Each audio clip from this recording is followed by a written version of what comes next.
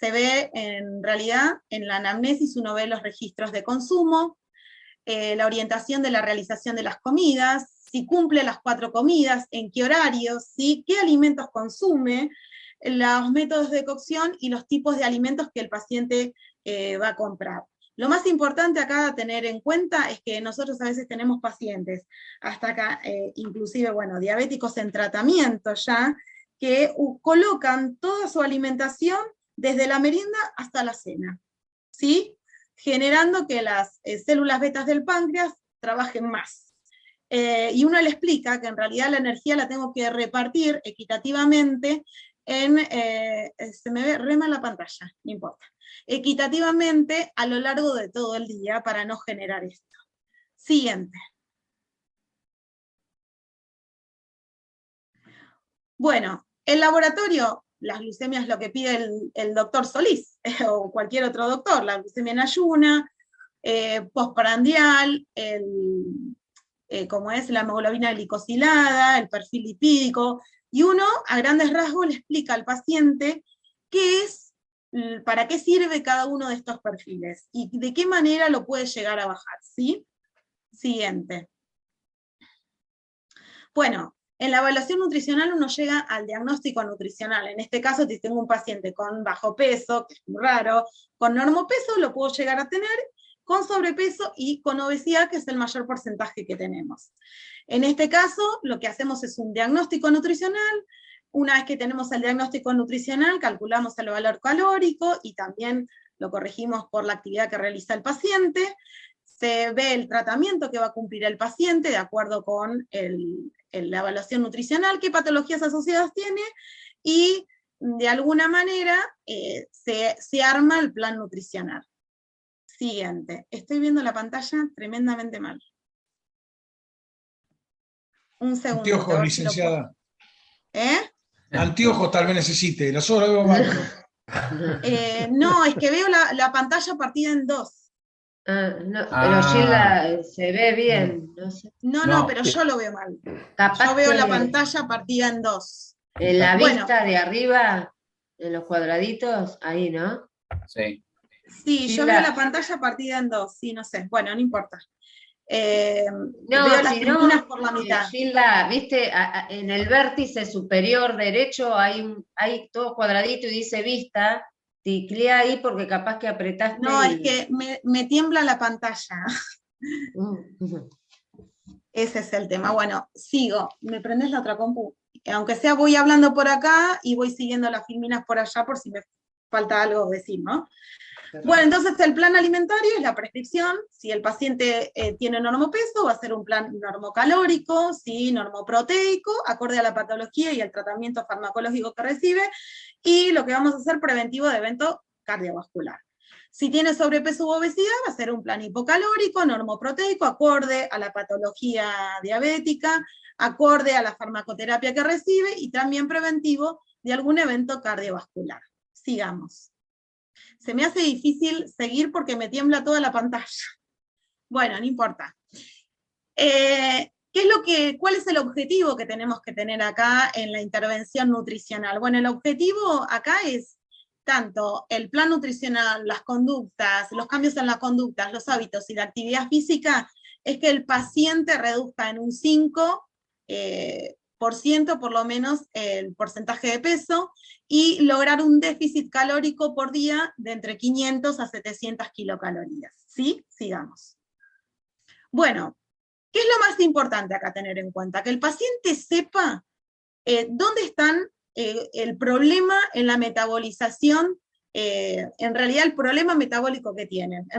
Que todos se relacionan. Si tengo problema en metabolizar los hidratos de carbono, también caen las proteínas y caen las grasas. Pero lo más importante es que sepa que de los alimentos él recibe macro y micronutrientes. Dentro de los macronutrientes están los hidratos de carbono, las proteínas y las grasas. Uno se los explica de manera más sencilla. Y también hay micronutrientes, que son las vitaminas, los minerales y el agua, como nutriente esencial, porque no lo producimos, sino que lo incorporamos con los alimentos. Por eso hacemos hincapié, siguiente, en la rueda nutricional, que está en las guías alimentarias y está en un montón de packaging de muchos alimentos, donde le explicamos al paciente los grupos de alimentos que podemos incorporar por día para decir que tenemos una alimentación saludable, donde tenemos el grupo de verduras y de frutas que tienen alta cantidad de vitaminas, minerales, agua, bueno, aparte de tener hidratos de carbono, tienen vitaminas, minerales, fibras sobre todo. Luego tenemos el grupo de los cereales y legumbres, que en realidad justo es el más cuestionado, que me aportan hidratos de carbono complejo y yo de esos obtengo la energía. Lo importante es cambiar la calidad, incorporar más cereales integrales y obviamente las legumbres. Dentro del otro grupo tenemos la leche, el yogur, los quesos y las carnes que me aportan esas proteínas de alto valor biológico que son de mejor calidad.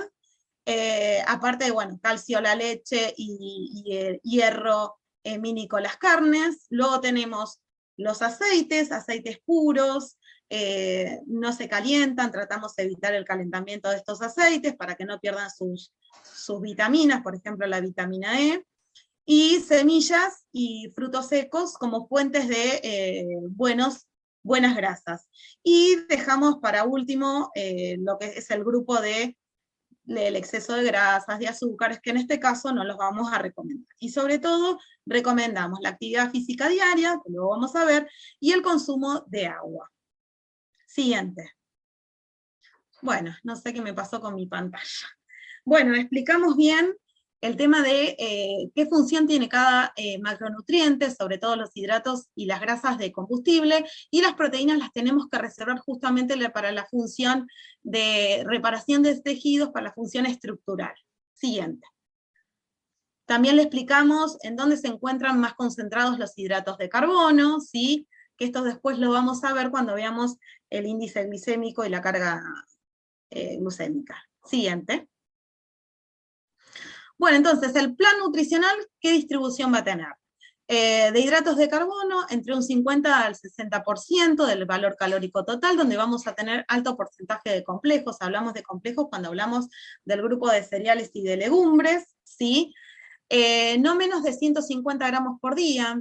Antes se daban dietas muy bajas en hidratos de carbono y lo que en realidad no alcanzaba para cubrir la energía que gastaba el individuo diariamente, entonces ¿qué hacía? Utilizaba las grasas, utilizaba las proteínas, y muchas veces cuando utilizaba las proteínas generaban un balance de nitrógeno negativo, y justamente, según estudios que se publicaron, el hecho de tener un porcentaje, y no menos de 150 gramos por día de hidratos de carbono, mejoraban la síntesis endógena de insulina, ¿sí? Y obviamente, de mano de esto, junto con también las verduras y las frutas, un aumento de las fibras solubles, ¿sí? Alrededor de 14 gramos por cada 1000 kilocalorías. Siguiente. Bueno, entonces, según la distribución y la medicación que recibe el paciente, vamos a ver qué tipo de plan le vamos a dar, ¿sí? Entonces, tenemos un paciente sin medicación y con el plan nutricional, que tenemos también pacientes que tienen una buena educación, que no quieren nunca medicarse, que no quieren llegar a la insulina, porque yo muchas veces le digo, evitemos llegar a la aplicación de insulina. Entonces, la distribución de los hidratos de carbono va a ser semejante en 4 partes semejantes, es decir, ¿sí? En las 4 comidas semejantes vamos a consumir el mismo porcentaje. Y los pacientes con medicación y con antidiabéticos va a ser igual la distribución a la anterior, pero si tenemos alguna medicación que provoque hipoglucemias, como las que nombró el profesor anteriormente, ahí podemos ubicar alguna colación, ¿sí? Puede ser una fruta, puede ser un yogur, puede ser una tostada de pan integral, etc. Siguiente. Bueno, si el paciente se insuliniza, puede tener un tratamiento convencional donde se distribuye la cantidad de hidratos de carbono, no en partes iguales, sino que un porcentaje más o menos del 30% en almuerzo, un porcentaje del 30% en cena, y 15% serían para el desayuno y la merienda, y alguna que otra colación, ¿sí? Que puede llegar a tener cuando hace el pico la insulina. Justamente si podemos tener un paciente con dosis de NPH antes del desayuno y antes de la cena, tenemos que evaluar dónde estarían esos picos, y podemos hacer coincidir el pico que se dio en el desayuno con el almuerzo, por ejemplo, y el pico que se da antes de la cena, obviamente tenerlo en cuenta para si se produce en la madrugada, y ahí poner una colación. Bueno, siguiente. Bueno, después tenemos el tratamiento intensivo, ¿sí? Donde es un tratamiento que se da sobre todo en los diabéticos insulino dependientes, en tipo 1, es un tipo de tratamiento muy flexible, más fisiológico, donde se aplica insulina rápida, contando la cantidad de hidratos de carbono que tengo por porción por comida. Por lo general puede ser que el paciente, se pueden tener ciertos médicos o nutricionistas manejan entre 10 a 15 gramos, ¿sí? ADA maneja 15 gramos de hidrato de carbono por unidad, y bueno, y el paciente se inyecta de acuerdo con la cantidad de hidratos de carbono que se calcula por comida. Es flexible, es más fisiológico, pero acá el paciente lo que tiene es que estar bien educado, bien canchero, ¿sí? Siguiente. Bueno, es lo que les dije anteriormente, el manejo es más fisiológico, más flexibilidad en los horarios y en las comidas, y requiere más educación, que esto justamente los pacientes que tienen diabetes tipo 1 desde la infancia lo manejan de taquito, aunque hay algunos otros adolescentes que transgreden demasiado esto, ¿sí? Y que terminan no solamente con insulina, sino con otras medicaciones para bajar porque tienen un perfil lipídico altísimo. Siguiente. Bueno, acá es lo que muestran la distribución diaria del plan, donde vamos a tener desayuno, almuerzo, merienda y cena y colaciones, ¿sí? Siguiente. Y según los gramos que nosotros apliquemos en desayuno, almuerzo, merienda y cena, vamos a incorporar, bueno, este gráfico cuenta por unidad de insulina 10 gramos de hidratos de carbono, ¿sí? Siguiente. Bueno, en cuanto a las proteínas van a, el porcentaje va a ser entre un 10 y un 20% del valor calórico total, ¿sí? Lo más importante acá es que si el paciente no tiene ninguna complicación renal, los gramos de insulina por día pueden ser entre 0,8 y 1,2 por el peso ideal por día. Pero si ya tenemos microalbuminuria y un descenso del filtrado glomerular, el aconsejable es que sea igual y hasta menor de 0,8 por kilogramo de peso por día, ¿sí? Entonces, como dije anteriormente, si tenemos un paciente con una insuficiencia renal provocada por no cuidarse en el tratamiento de la diabetes, obviamente vamos a darle una dieta aparte adecuada para la diabetes, obviamente sin sal y hipoproteica. Siguiente.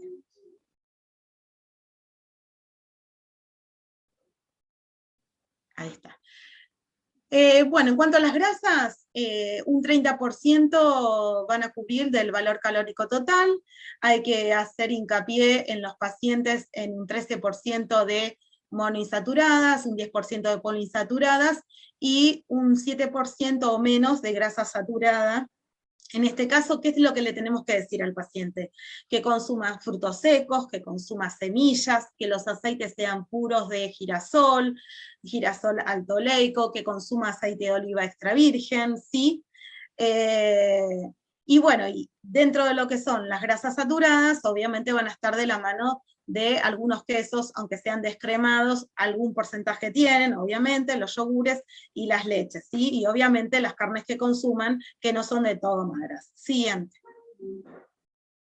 Bueno, acá les decimos dónde están las grasas buenas, las grasas malas. Las grasas saturadas generalmente son todas las de origen animal, las grasas buenas, las saludables son todas de origen vegetal. Bueno, el caso de los omegas, en el caso del pescado fresco de mar, es importante aclarar dentro de lo que es de origen animal, y evitar lo que se llama grasas trans, que son grasas que en su origen fueron grasas al estado líquido y por un proceso de hidrogenación se convirtieron en sólidos y que dentro del organismo se comportan como una grasa saturada, es decir, evitar las margarinas.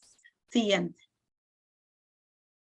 Bueno, selección alimentaria. Acá es importante tener en cuenta qué es lo que le vamos a mostrar al paciente, ¿sí? Y qué es lo que el paciente puede comprar. Que bueno, como estamos en las condiciones en las que estamos en nuestro país, a veces tenemos que lidiar un poco con lo que el paciente puede llegar a comer y a no comprar también, ¿sí? Generalmente, bueno, lo que sí por prevención, por el tema de las dislipemias, ¿sí? Lácteos descremados, ¿sí? Leche, yogur, quesos descremados, carnes magras con frecuencia de consumo, pollo, carne de vaca, carne de cerdo, pescado, ¿sí? 2 veces por semana, vaca 2 veces por semana, y pollo sin piel, y preferente a veces sería bueno de campo, 3 veces por semana. Según, bueno, el huevo o la clara o el huevo entero, según el perfil que tenga el paciente, si tiene los triglicéridos aumentados, si tiene abuso en el consumo de huevos, pero bueno, hasta un huevo por día tranquilamente podría. No veo qué dice abajo, si lo dije todo, me faltan, después del huevo, no sé qué dice porque no lo veo de acá. Pero bueno, No hay más Está nada. todo. está todo bueno, sigamos en la siguiente. Bueno, esto es importante tenerlo en cuenta. Justamente cuando empiezan y me dicen, no, esto no lo puedo comer, no puedo comer arroz, no puedo comer fideos, no puedo comer papa, no. Vamos a comer, porque justamente esta distribución de hidratos de carbono y esta cantidad la permiten, pero vamos a mejorar la calidad del hidrato de carbono. Entonces, lo que tratamos de que si consumen arroz, fideos, si consumen papa, en realidad si consumen arroz y fideos que sean integrales que pueden estar hechos fehacientemente con verduras, con salvado. Ahora hay unos fideos que son hechos con harinas de legumbres que los venden, ¿sí? El arroz integral, bueno, a veces me dicen, no, el arroz integral no me gusta, es duro, bueno, hay que buscar el punto de cocción, y si no, buscar otro tipo de arroz integral, como el yamaní, que es más redondeado, ¿sí? Y es mucho más rico o a la palatabilidad del paciente. Legumbres, recomendamos siempre legumbres secas, remojarlas y luego hervirlas. Evitamos las latas, ¿sí? Los alimentos procesados los evitamos, aunque a veces los pacientes no tienen más que latas, y lo que hacemos es que enjuague bien el contenido de esa lata para evitar todo el exceso de sal, de sodio, ¿sí? En cuanto a la papa, la batata, lo más importante, y el choclo, es mirarlos con otras maneras de preparación, que más adelante les vamos a ver, que van a ser al horno, hervido y enfriados, ¿sí? Puntualmente. La batata se está comiendo mucho ahora con cáscara, por ejemplo. Se recomienda pan integral, en lo posible pan casero, ¿sí? Hecho con aceites, no con grasas. Y si no hay otra cosa, las galletitas integrales, hechas con aceite y bajas en grasa. Siempre les digo que lean, eso sí lo pueden leer dentro de los ingredientes, que no tenga ni grasa bovina, ni que tengan oleomargarina, tiene que decir aceite de girasol, no tiene que decir, por ejemplo, aceite de girasol hidrogenado, tiene que decir aceite de girasol alto oleico, ¿sí? Para que empiecen a familiarizarse con lo que van a comprar, y si no, les doy la receta y se hacen el pan en casa. Siguiente. Ahí dije todo, ¿no? Sí, bueno. Selección alimentaria. Bueno, verduras y frutas van a ser, las verduras por sobre todas las cosas, crudas, van a ser el caballito de batalla, van a ocupar un lugar importante dentro del plato, y lo más importante es que busquemos colores en ese plato, ¿sí? Los aceites siempre puros, y los podemos suplantar por semillas, frutos secos, ¿sí? En cuanto a las mermeladas, cuando viene el paciente que hace mucho tiempo que es diabético y viene por primera vez y le pregunto qué tipo de mermelada consumo, y siempre me dicen la ABC. La ABC, o me dicen la Light, o me dicen la Diet, o me dicen la de tapita verde.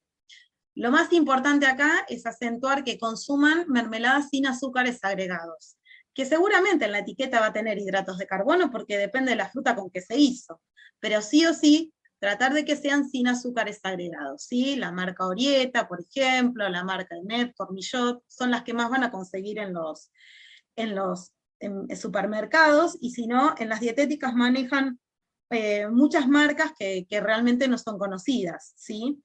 Condimentos, y bueno, que realcen los sabores aromáticos, en el caso del paciente hipertenso, depende con el grado de severidad que tenga, pero bueno, si no, buscar aquellas sales que son bajas o que no tienen sodio, como la Cosal, la Eusal, ¿sí?